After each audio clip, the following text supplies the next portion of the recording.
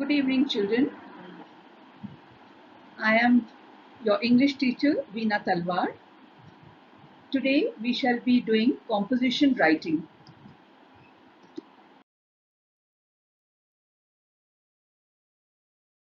You see in your paper, the first of its kind is narrative composition. Now, how to write a narrative composition? Remember the 6 C's. The first letter of each uh, word, the first letter of the first word of each point you will see begins with C. So that is why it is 6 C's. They are chronological order. It means the sequence of events, because in a composition there are some events. They should be properly planned according to a proper sequence. Then, so that the story or the composition moves forward. That is called a general forward progression. And then the second point is catchy event. So the event should be catchy, such as event that can be interesting, event that can be tragic or humorous or of social importance. Okay, so depending upon the nature of the composition or the topic of the composition, you have to put the event in that. Then creativity. A narrative composition can be interspersed with some description, some conversation, or a scene, or a place, or time and season, which will make your composition very interesting. But just remember that all these things, that is conversation, scene, place, time, and season, may not be there, either two or three or even one, according to the topic of the composition should be there, right? And the catchy event should, I'm just bringing you to that catchy event, just to bring it to your notice that your event should be very interesting, or even sometimes even tragic events are very interesting. For example, you have read uh, Julius Caesar, in which the assassination of Julius Caesar is a tragic event, but it is catchy. Then humorous events, like you have read in Bonku Babu, humorous incident. You can make a social importance event, for example, inauguration of a hospital that caters to the society. So this will become of social importance, right? Then we go to the next. This continued characters. So the characters of your narrative composition should be real or fictitious or serious, funny, good, evil, talkative, quiet, and so on so forth. The dialogues that your composition is interspersed with should be short and interesting, because short and interesting dialogues add flavor to your composition. Flavor means they make it very interesting.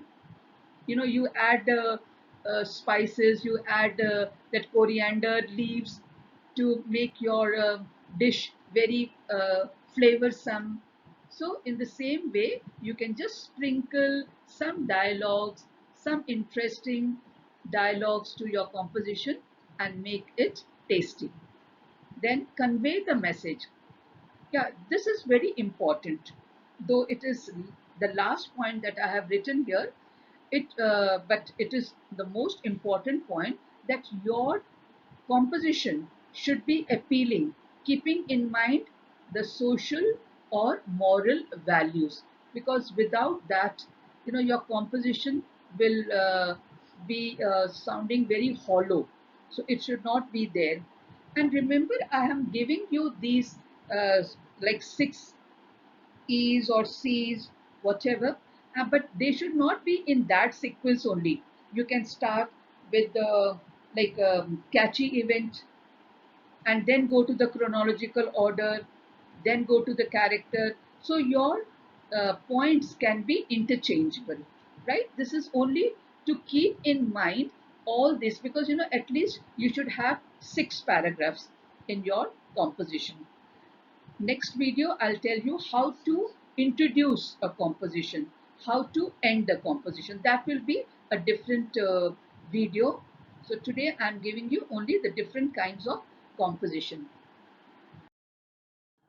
Then the next type of composition that you find in your question paper is descriptive composition. So remember 6 S's, 6S, that is, so plural I've made it 6 S's.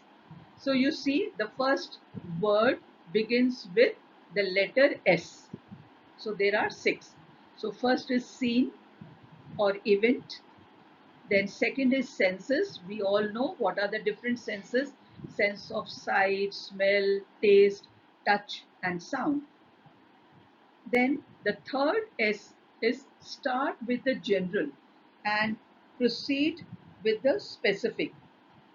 Like be more specific in describing. For example, you are describing hair, as you have seen in MOV, in Merchant of Venice, how Portia hair is described.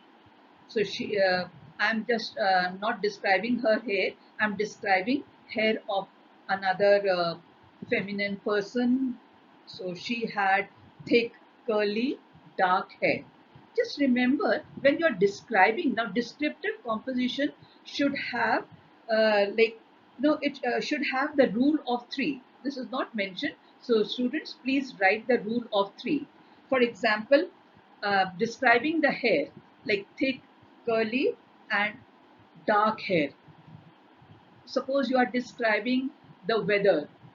It was a very cold, dull and fearful, stormy weather. Okay, so you can include any adjective. So the rule of 3 makes your composition very interesting, right? Then we go for the fourth point: simple literary devices. You know the what are the devices, like simile, metaphor, personification. These are the devices. There are more devices such as hyperbole, oxymoron, etc. But you can stick to any 2 or 3. Okay. Then significant simple language. That is, your language should not be very flowery, not high flown language. It should be understood and it should have a smooth flow. Then your description. Number 6 is simple description. So while describing a person, suppose you sometimes you get in your composition that describe the person you like the most. So in that such a composition, you need not describe about every feature of that composition. Just choose a few aspects which give a total impression. For example, she or he has a cheerful face, very endearing looks, bright eyes that are filled with love, affection, and joy. So here also I'm applying those 3 adjectives. Got it, children? Okay. Now the next composition type is argumentative composition. And children, this is my favorite type of composition. For this, remember 6 E's. The first E is evocation. What do you mean by evocation? Evocation means to evoke your stand clearly. Stand means whether you are for the motion or against the motion. So evoke your stand clearly at the beginning. That is, respond strongly. Then explanation of keywords. Every composition has a title, and in that there are certain keywords. For example, suppose the topic is science has made us lazy. Here What are the two keywords? Tell me, Rima, what are the two keywords in this? Science has made us lazy. Yes, science and lazy. Very good. Brilliant answer. So, in this topic, now science can be interpreted in different ways. It can be inventions, gadgets, research, knowledge, or a way of looking at the things. Similarly, the other word is lazy. Now, lazy can be intellectually lazy. That means you don't want to think deeper. Okay, chalta hai. No. So that is intellectually lazy, or physically lazy, or socially lazy. These days, people have become socially lazy. They would rather greet people on WhatsApp, bas done, no meeting. So that is socially lazy. And the next point is exposition. Expose, that is, open up why you are for or against the topic. Then the fourth E is examples. You have to give 2 to 3 examples. Now, in exposition, you are stating some reasons why you are for the motion or against the motion. And examples and reasons can be clubbed because they are almost close to each other. Okay, then the fifth E is exception. Exception means that is, you have to defend your response against your opponents. Your opponents may be having different viewpoints. They will try to justify their viewpoints, but and so they are. So your viewpoints is an exception. Their viewpoint is their exception. So you have to defend your response or justify your statement. And the last, sixth, is estimation. That is, you estimate yourself how much you were successful in justifying your arguments, right?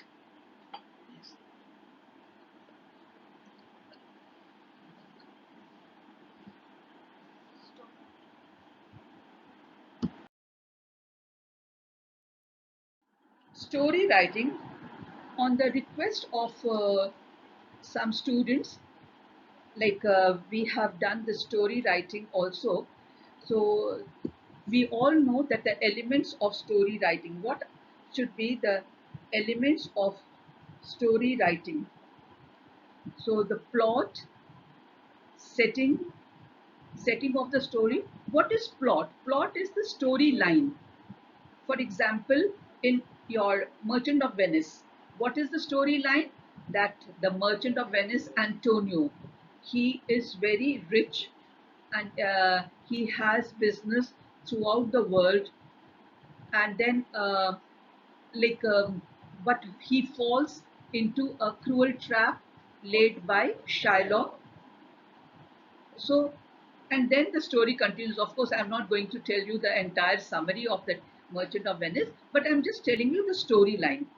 So the setting.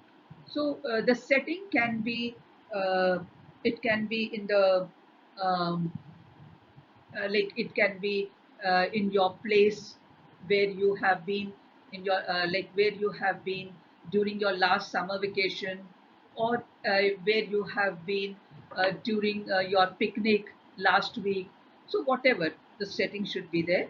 And then characters, there are many characters, but don't include many characters.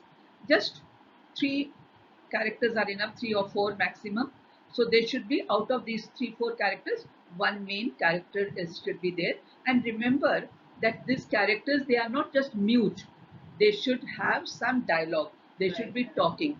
Yeah, they should have some dialogue, and they should express their point of view, because that point of view should be conveyed to the readers and be enjoyed. And then there is conflict. The conflict in the conflict in that story, like for example, if I take the example of Julius Caesar, or if I take the example of Merchant of Venice, the conflict is there when this Antonio um, has to pay forfeiture. That is, he has to pay the penalty in the form of a pound of flesh from his body.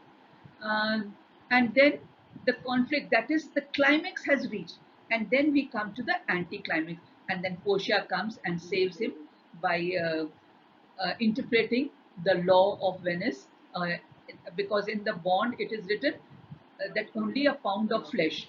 But how can you take a pound of flesh without shedding a drop of blood? So this conflict is solved and the story ends. So this is the way we write, and then I will be taking each composition one example later. Okay, I hope you. Yes, children, now I have come to the end of this story writing, which is continued on this slide. When you plan a story, begin with a character or characters. A plot. What is plot? Something for the character or characters to do. And a place and time for the action for the story to happen. Sorry. These things may be on your own real life experiences or on your imagination. When you have an idea for plot and characters, decide the setting. It could be the place you spent your last summer vacation. It could be the place where you went for picnic, or it could be a place, a mall where you went for shopping. So there are different kinds of settings, and so then we can connect those events. So the setting is very important, and plot, characters, they are all interlinked. So you have to decide the setting where the story takes place. Okay, children, I hope you liked my video, and if you like it, please subscribe to my channel, like, share, and also press the bell icon so that you can be informed, or you will get the latest videos that I am posting. Okay, children, thank you. Bye bye.